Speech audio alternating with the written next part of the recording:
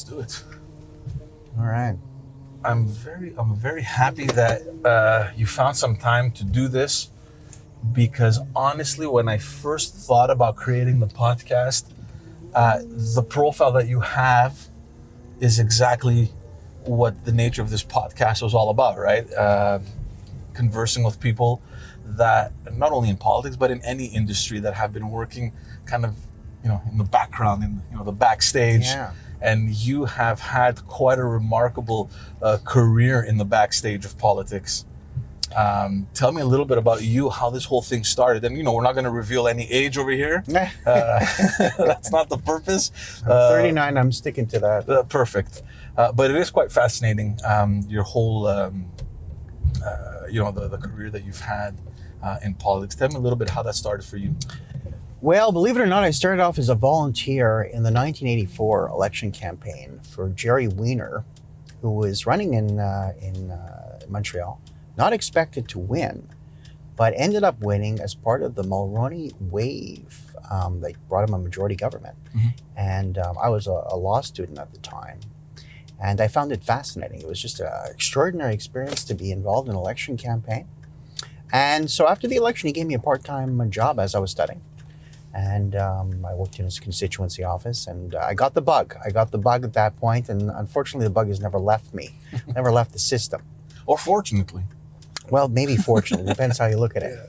And so from there, I finished law school, and I did my bar courses, and went to work for Jerry Wiener in Ottawa after the 1988 free trade election. Mm-hmm. And I was a policy advisor to him on citizenship, legal counsel to him. And in the 1993 election, I was asked to run in the riding of Mount Royal. And I knew I would lose. What I didn't know would be the entire party would join me in that honor of losing, because we were blown out of the water. At the end of the election, we were left with 2 seats, you may remember. Jean Charest and Elsie Wayne. And from a majority government, we lacked party status. So that was the end of that particular chapter. 13 years later, in 2006, I was asked to run again in Mount Royal, and this time the Harper government came to power. Mm-hmm.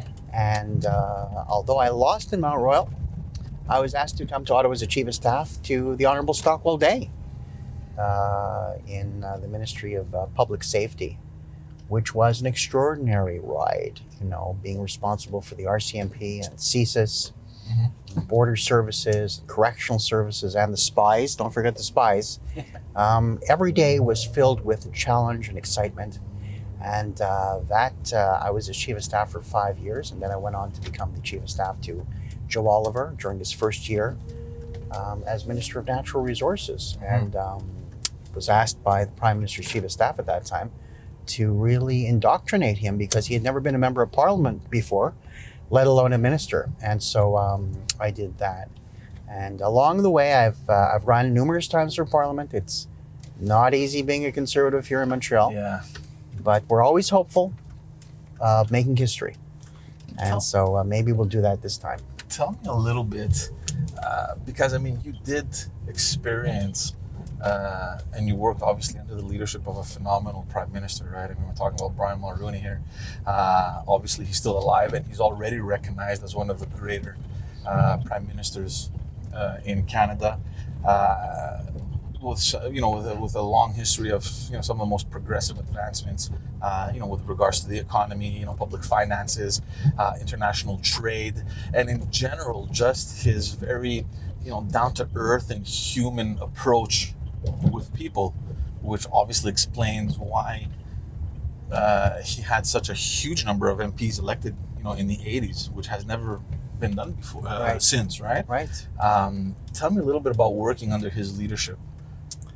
Well, he had an extraordinary amount of charisma and leadership qualities that allowed him to manage a large caucus. We had over 200 members at the time from all corners of the country, including Quebec. We had the vast majority of seats in Quebec. I think we had about 69 seats right here in La Belle Province. So he had to exercise leadership to keep that caucus together, and he did a formidable job of that. And he had some historic landmark policy initiatives that stirred a lot of controversy and a lot of debate in this country, including free trade. The original free trade agreement was a product of the Mulroney government. And in fact, the 1988 election was fought very viciously on that particular issue, you'll remember. The GST, which we live with today, was very controversial at the time, but he believed that we needed to generate that type of revenue. And although the Liberals had to challenge us on that, they maintained it after they got elected. Yeah. And so he was a visionary in that regard as well. He was a statesman on the world stage. He was well respected by world leaders and is to this day. You seeing him doing the eulogies for President George Herbert Bush recently. And he's on the boards of a lot of major corporations around the world. So his legacy lives on, and he changed this country fundamentally in ways that were for the better. And he had a very important vision for this country, which lives on. How important were those values that he brought in to the party? How important were they to kind of merging the two conservative factions? There was the progressives and the reform. Did that play at all? His leadership, did that play at all into the fact that you needed to merge those two parties? He did, as I said, have extraordinary leadership qualities, which united all factions of the party behind him in common cause for the betterment of the country. We encountered the hard realities of having to be a government. And when you are a government, you have to operate and work together. And I think members of the caucus at that time understood that. And that coalition, if you want to call it one, lasted for over 9 years. The man was elected in 1984, was reelected in 1988 with another majority government, 2 consecutive majority governments, in fact. And his government lasted until 1993 when he decided to step down. And throughout, there was never any major factions or fractions in the party, which caused any issue. There was a lot of debate that went on in caucus. But caucus came out, for the most part, united, standing behind the Prime Minister and his cabinet. And that's why we were able to get a lot of important initiatives through, which changed the country. All right, let's talk about the campaign. Yeah. A sudden change in support. Since the last French debate, we've seen the Bloc kind of surge in support, which I don't think anybody was pretty much expecting. That has completely shifted the focus and the strategy, both of the Liberal Party and the Conservative Party, which were both kind of depending on making gains, in the province of Quebec. Surprised that this is happening? Or I think you have a fan over there who's waving at you. Oh, yes. There's a constituent. How are you, sir? How are you? Nice to see you.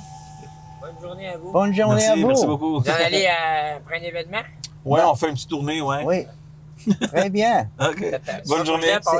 C'est bon de te voir encore. Bye-bye. Merci, monsieur. Très bien, merci.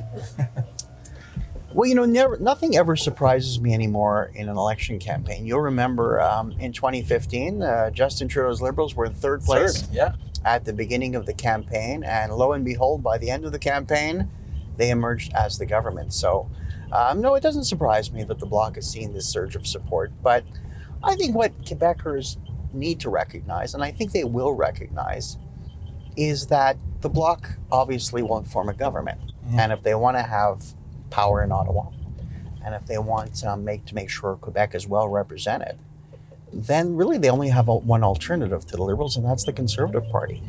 Because members of Parliament from Quebec sitting at the table and sitting in Parliament are the only ones who are able to be the agents of change and to make sure that the aspirations of Quebecers are respected. But that message doesn't seem to be resonating well. I mean, the support that Yves-François Blanchet is having, especially in the regions, I don't think they look at it at a strategic point like that, where they're saying, look, do we want to elect someone in government? Do we want to elect someone that's going to care for our own province and our own interests? And that's where he's getting a lot of momentum.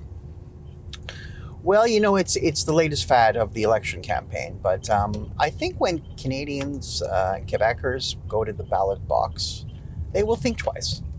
And they will recognize that the leader of the bloc is just another member of parliament if he gets elected, with no power to effect any change. Mm-hmm. And that the Conservatives have gone across the province, Alan Reyes, our lieutenant, to consult with Quebecers on what matters to them.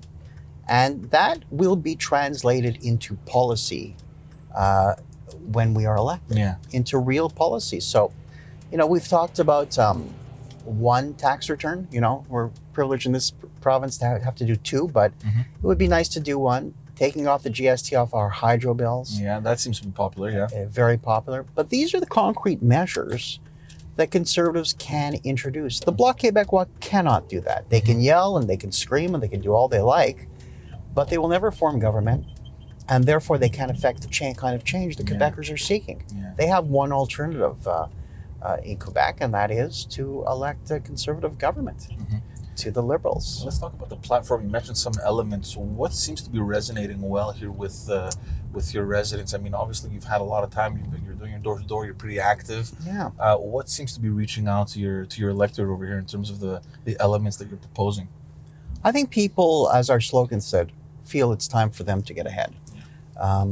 At the end of the month, 2/3 of Canadians are having problems paying their bills, which is a little discouraging. If you asked yourself the question, am I better off today than I was 4 years ago? The majority of Canadians would say no. In fact, 80% of the middle class are paying higher taxes than we were 4 years ago. And that is suggestive of the fact that Mr. Trudeau is not taking them seriously.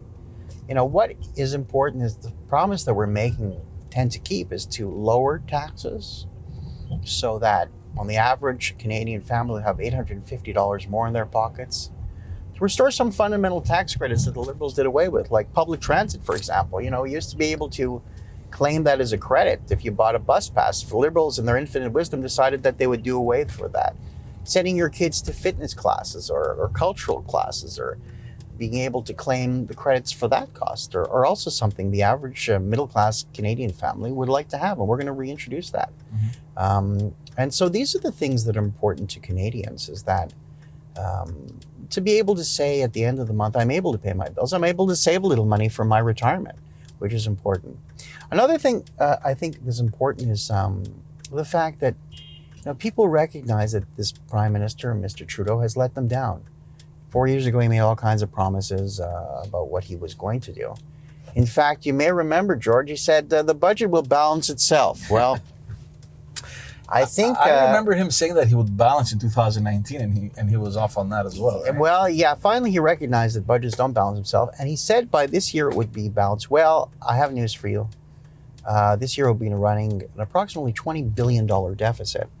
And there's no hope in sight, because the Liberals said if they get elected, they're going to continue to run deficits, and thereby mortgaging the future of our children and their children, and the list goes on. You can't run a business by constantly having deficits. Look, it's interesting. It's interesting that you bring this up, because yes, I mean, they're not even close to what the promise was in 2015, right? We're talking about a cumulative deficit of $70 billion, and now we're looking at their plan that they're announcing now. We're talking, there's an additional, should they get elected for another 4 years, roughly 20 to 25 billion per year for the next 4 years. Right. It's a lot of money, obviously. But the question that everyone is asking is, do people actually look at the public finances, or do they just care about receiving and having access to these services regardless of what it costs? Because I'm asking you this because you've promised to balance the books within the next 5 years. Right. You've presented your platform just recently, fully costed. You've been criticized, obviously, for numerous cutbacks, in the programs. Are you concerned at all, should the Conservatives get elected, that you'll be criticized for taking away from what they were given? Not at all, because we intend to maintain all essential services. And in fact, we will increase health and social services by at least 3% every year. These are the important services the Canadians count upon. What we will eliminate in order to balance the books is corporate welfare. There are large corporations getting an extraordinary amount of money from governments each year. And we can cut that, we believe, by $1.5 billion. We've also said that some of the richer countries that are getting our foreign aid, well, we're going to cut back on that by about 25%. And having been in government, George, I can tell you, there's a lot of waste in government. So we can cut back on the operations of government, less hospitality than we have right now, and thereby accomplish an extraordinary savings that we can put back in the pockets of Canadians without cutting any essential services. In fact, increasing essential services. We've announced $1.5 billion for new CAT scans and MRIs, which are, here in Quebec, we know how long we need to wait if we need to have an MRI or a CAT scan. And we're going to put that into healthcare. So Canadians can be assured that under a Conservative government, essential services will be maintained and in fact improved, but wasteful spending will be eliminated. It's extraordinary that the Liberal government sends $250 million each year to the Asia Development Bank to, believe it or not, build roads and bridges in China. Well, George, before I think we crossed on Côte Saint-Luc Road, and did you see the kind of condition it was in? Yeah. We need to start with the priorities of Canadians right here, right now, and eliminate the kind of spending that we've seen under the Liberals that has been what only can be considered as wasteful. If we eliminate that kind of spending, then we'll have enough money to balance that budget. Let's talk a little bit more about the platform and the costing that you made public, I think, a day after the last debate. Coincidence? Or was that... Well, it was a Thanksgiving gift to all Canadians. We wanted them to appreciate it during the full Thanksgiving weekend, and they did have an opportunity to do that. Now, what I will underscore to you... Sorry to interrupt, because the lines that seem to be sticking is the fact that you will be cutting down approximately $50 billion, or at least you'll proceed to a more rigorous public spending. So we're looking at around $50 billion. So they're pointing the finger and saying, well, why, it's a little nefarious that you've presented this after the debate. Was it because you wanted to avoid being attacked on it, or you didn't want to have to justify these cutbacks? Not at all. In fact, I want to point out that the parliamentary budget officer said that we have the greatest certainty of accomplishing our goals through our plan than any other party. And our plan is fully costed, as opposed to the Liberals. They have not costed their entire plan. There's only parts of it they have, but there's others they've left out. So we're very proud of the plan that we put out, the platform, and Canadians have an opportunity to consider it and to take a look at what the alternatives. We're the only party that is promising to balance that budget. The other ones don't even make a secret of the fact that they will continue to spend as drunken sailors in this country. There's no other way to describe it. Your money. Justin Trudeau, who's a trust fund baby, has the audacity to spend $24,000 on a dock for his country residents. He spent $17,000 on his personal chef to be flown to India at a time when 2/3 of Canadians can't make ends meet. Now, what does that suggest about the Prime Minister? He's completely out of touch. Let him start spending his own money if he wants all of these things in his life. He doesn't have to spend your money and my money to be able to buy them. I mean, that's simply wrong. And I think Canadians are starting to understand that. This Prime Minister is consistently referred to his privileged upbringing. And, it lives on as Prime Minister. But when you're Prime Minister of a country, you need to be a lot more responsible with the finances of the country. Canadians work very hard for their money, and they want to make sure it's spent on their priorities, not his. Let's talk a little bit more about Quebec, because it seems that we're a little under a week left, maybe 6 days till the elections. Quebec seems to be occupying a lot of space, both for the Liberals and the Conservatives. Like we said, they were both counting on making gains in these provinces. Of course, the Liberals to maintain the majority and the Conservatives to get elected. The Bloc seems to have surprised both those parties. tell me how a party like the Conservative Party can deliver the message to the Quebec people, because Quebec is a very interesting province, right? I mean, we don't have that much polarized ideologies in our political fabric, in our political landscape over here. And you take an example like Alberta, which is consistently painted blue. When you think of Quebec, it's like a huge salad bowl. We're tossing it up and then we're throwing it out on the plate, and that's what we got. Right. And then the following election, let's put that back, let's toss it up and see what we're going to get again. So it's always a toss-up in Quebec. So how does the Conservative Party maintain its key messages for its base, which is out west, but at the same time reach out to the population in Quebec that is so diverse in their political orientation here? So I think Quebecers share the same values as all Canadians, that they want to have a little bit more money in their pocket at the end of the day. And my message to them, and the message of our leader, has been, if you're fed up with the broken promises of the last 4 years, if you are appalled by the fact that the Prime Minister of this country, Mr. Trudeau, has broken the law on 2 occasions, not once, but twice, and disgraced himself in the eyes of the world, then there's one leader who's ready to restore integrity to the office of the Prime Minister, and that's Andrew Scheer. In fact, he is the only one of the leaders who can replace Mr. Trudeau as Prime Minister. And I think Quebecers, for the most part, are fed up with Mr. Trudeau. I think they read through him. He is a fraud. Mr. Scheer called him a fraud. He is a fraud because he promised a lot of things and he delivered on very few. You don't think that was a little harsh? I think he called him what he is. I think it's important to be painted, so to speak, with the brush to suggest exactly what he is. He said he would lower taxes. In fact, taxes have gone up. He said he would balance the budget. In fact, we still have a deficit. And what will 4 more years of Mr. Trudeau mean? More promises and more lies. So I think Quebecers understand that if they want a change in government, and I think they do, that there's really only one viable alternative, and that is Mr. Scheer and the Conservatives.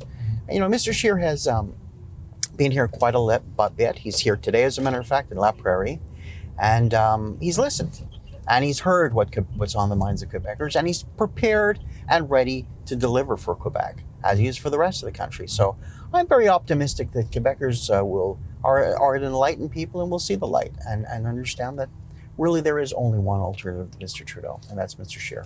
You're running in a riding that has seen its ups and downs. It came really close to passing to the NDP in 2011 wave.